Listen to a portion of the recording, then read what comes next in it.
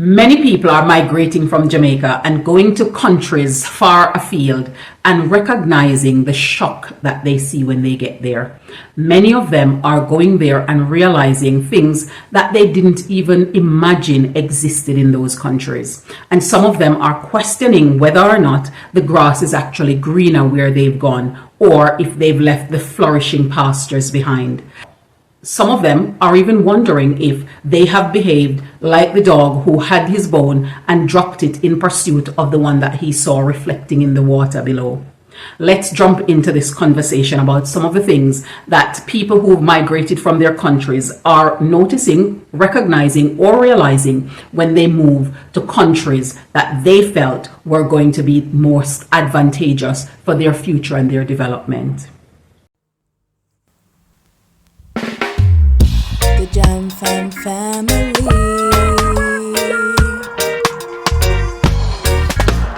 Jam Fam, come hang with me. Yeah.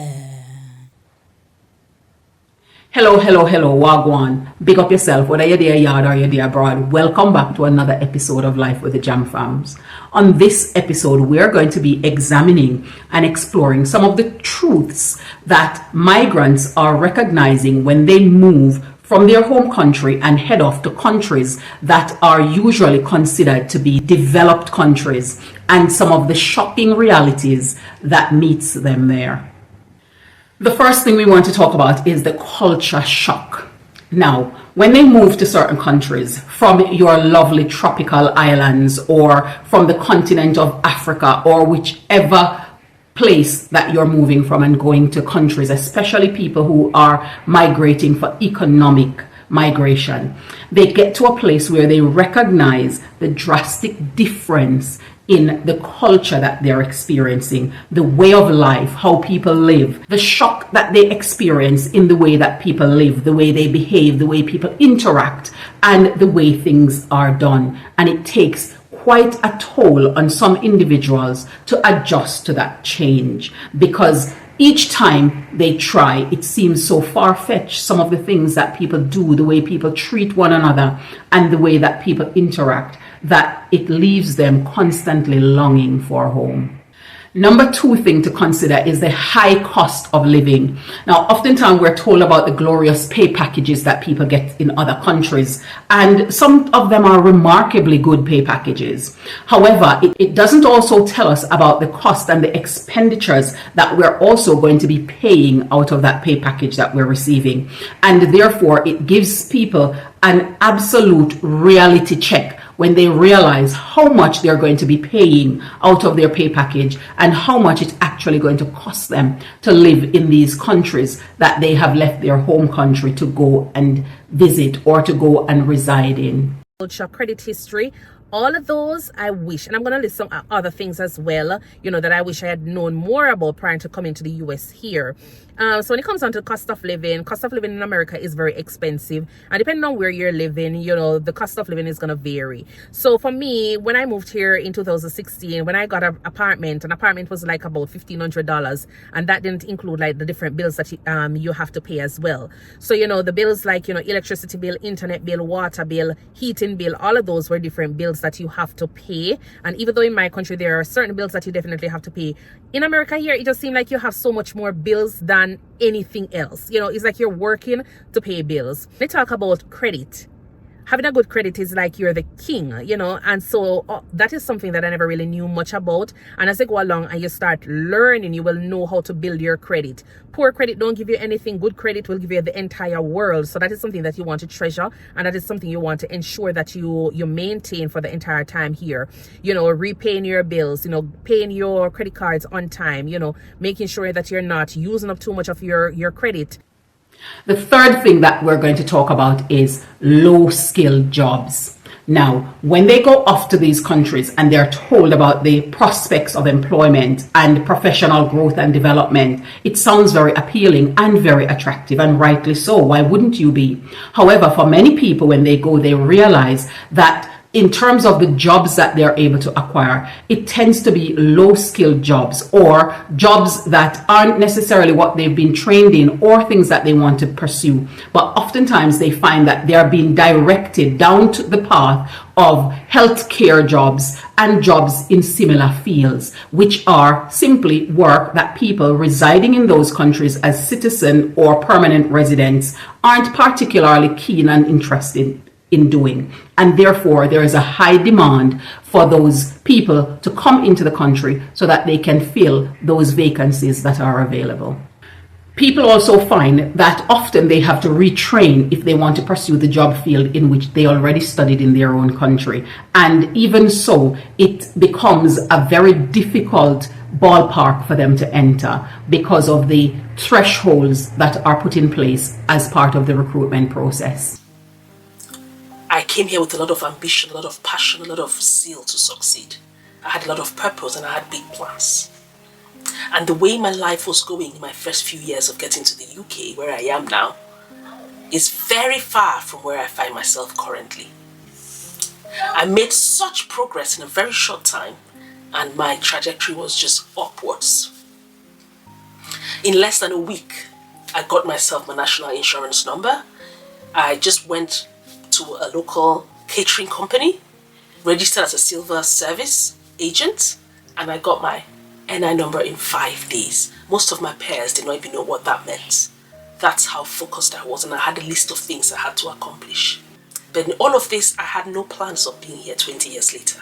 All I knew was I came like a postgrad student to get my education, get a job anywhere in the world, and the sky will be my limit. Because after that, I had my first retail part-time job, which worked around my schedule. And then a few weeks later, after that, I got myself my first customer service job working for an insurance and financial company. And guess what? I did these 2 part-time jobs while doing a full-time master's program.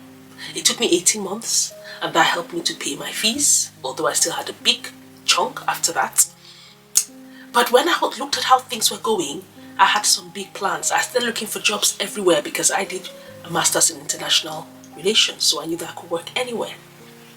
I looked for a few jobs, but it was hard, and everybody kept saying, you need to settle down. You need to first of all have your papers in this country so that if anything went wrong, you could always come back.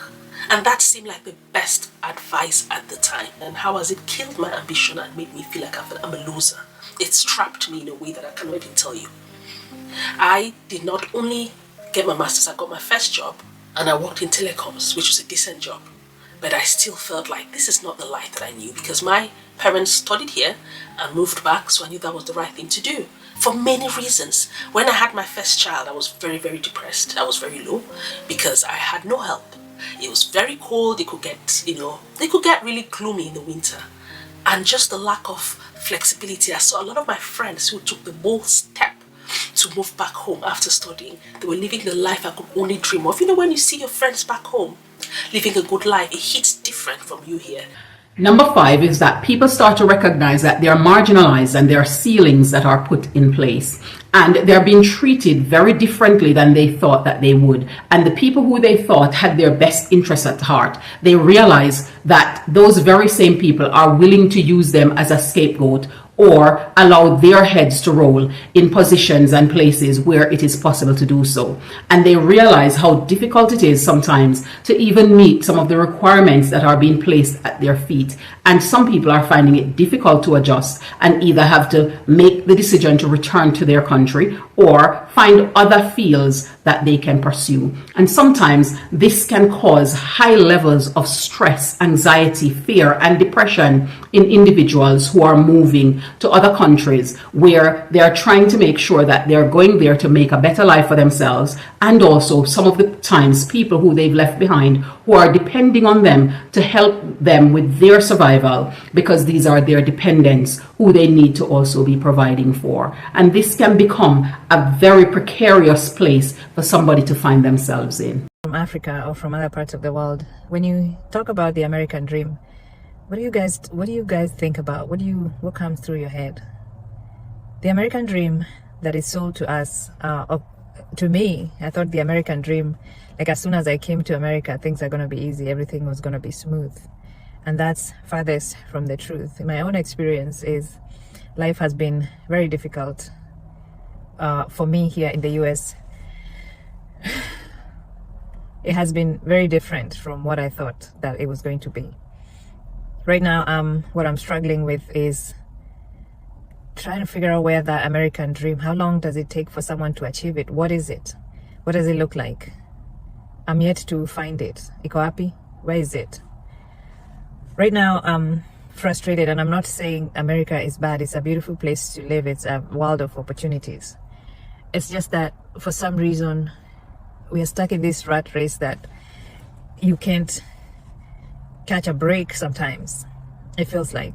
So like right now, it's the economy is, almost impossible for the common people, the average person. Most people living paycheck to paycheck and just one paycheck away from poverty or bankruptcy or something, or one medical emergency away from poverty and bankruptcy and whatnot, and losing their house and stuff.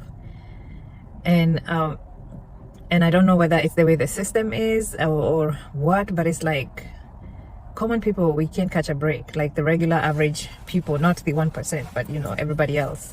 And number 5 is the evidence of poverty. There are many people who have gone to America or the UK and have highlighted the fact that they had no concept that levels of poverty exist in these countries in the ways that they have noticed it when they arrived in those countries.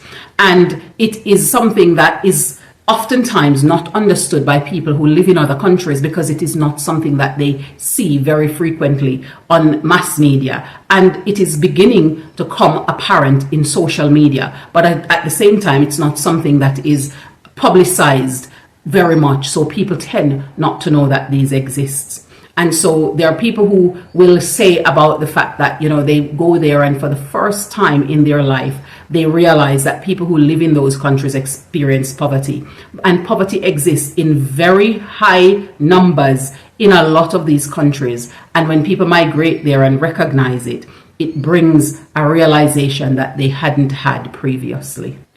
Number 6 is the lower quality of life. Many people who are going off to these Western countries are going there and recognizing that there is quality life because they are able to afford certain things even before they can genuinely afford them. They have access to certain conveniences and they can move around and do some of the things that they wouldn't otherwise be able to do as freely in their countries, because either it's not something that's provided in their infrastructure or it's just not the way life is in their country that they're coming from. However, in spite of the fact that they can have this quality life, the quality of life they realize is a lot less than the quality of life that they would have had in the country that they are coming from. However, economics, the need of having money to be able to do some of the things that society has imposed on us, pushes people to make these decisions, oftentimes unwillingly making these decisions so that they can make sure that their children and their family are being provided for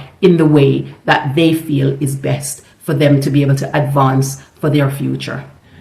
Number 7 thing that people are realizing when they go to these countries is the lower levels of meaningful social circles. Many people go to these countries and they find that they become isolated. They do not have that social interaction that they need to thrive and to keep them mentally healthy and well. And many of them go into mild or severe forms of depression as a result. So some of them feel isolated because of the fact that they feel so withdrawn from proper social interactions, and they become so intensely busy running around from job to job to ensure that they are securing the pay package that they don't even have the opportunity, the time, or the means to be able to create better social interaction that they actually need in order to remain healthy, sane, and feeling secure in society. The 8th thing that we're going to be looking at is weather. So many of them leave their warm, nice weathers in their countries that they're coming from and the healthy foods that they're eating. And they go off to these countries and they realize the level of processed foods that are available there. And they also recognize the weather conditions and the consequences that comes with those. The extremely cold weather that causes severe joint aches and pains, or the poor light conditions due to the season that they're in, which in itself give rise to certain forms of illnesses, such as seasonally affected disorder, which is where it causes mental health conditions. So people starting to feel stressed, people start to feel anxious and depressed as a result, occurring primarily during the autumn, winter, and sometimes during the spring, summer, because of the variation in light. Some people also go through different sleep conditions because of the fact that they either not getting enough sleep due to the fact that they're so exhausted and having to run from job to job, or because of the amount of light exposure that they have, that they are not managing to secure the levels of sleep that their bodies actually need to recharge and to rejuvenate. So they start to realize some of the negative impacts that moving to these countries have on their bodies, their mental health, and their overall well-being. Oftentimes we move to these countries because we believe that we can secure better lives for ourselves and for our family. However, this better life that we often hear of is with regards to the pay package, convenience, and accessibility to some of these convenience and credit to give us a certain materialistic lifestyle. However, this is often at the expense of our psychological or social or physical and or mental well-being, and sometimes too our spiritual well-being. So it's important that we become aware of some of these truths that people are discovering when they move to Western countries that are constantly being marketed at them as places where they can go to pursue certain dreams, aspirations, and ambitions. Tell us in the comments below, if you are currently in the diaspora, what are some of the truths that you've discovered living in the country that you currently are at? What are some of the things that you now recognize were a big seller in your country that you didn't appreciate or realize at the time? I decided to bring Eliona to show her my spot that I sometimes chill out. I want to share it with her. And of course, do you like it? It's nice. I think she liked it because she was dancing. And this is where it is. Look at it, look at that. Just so typically Caribbean.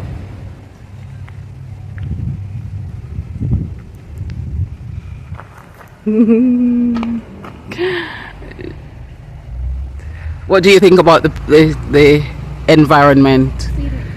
You think so? Do you like it here? I don't like the heat. Poca poca? I don't like the heat. How do you say it in French? Come see, come see. Come see come? Sir. Okay. Well, you don't like the fact that it's hot? Well, I think it's quite hot for this time of the year. But it's nice to spend some time here with you.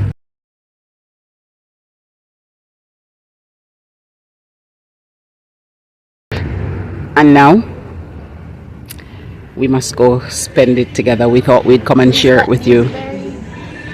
What? This tree here? This? Or is it ham, Mom? Or is it palm? Palm? Why everything like me? Neesberry have a brown color. So what entire something you just for picky? Oh, Banana. she noticed banana. Picky. Can't you entire something one more to the ripe and yummy? It's a bunch, but it's not at the stage for ripening yet. Yes, so you can ripe it. Enough fit. Yeah, it has to stay on the tree to get fit, and then So you can come back when it fit. then you can cut it when it fit. At this stage, I don't even think you can put in a manish water or green banana breakfast yet. Monkey banana.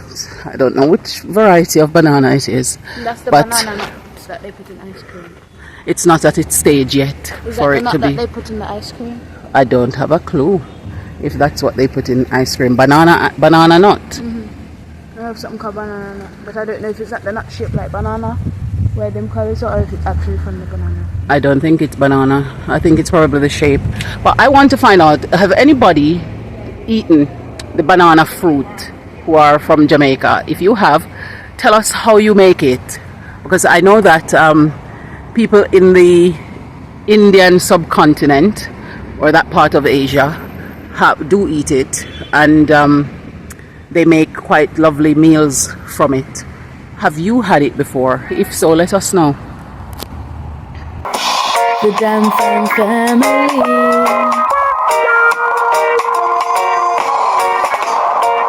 Where living the good life. We're royal, cruising through the West Indies, having fun, enjoying the good life. Johnson family, the Johnson family, yeah.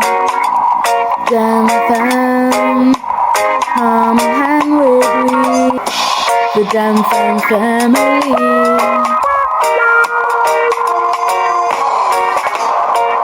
Where living the good life. We're royal, cruising through the West Indies, having fun, enjoying the good life. Johnson family, the Johnson family, yeah. Johnson, come hang with me. Thank you so much for staying with us here on this another episode of Life with the Jam Fams. We appreciate you, and we appreciate the interaction that you have been making in the comment section. Thanks again, and bye for now. We look forward to seeing you in the next one.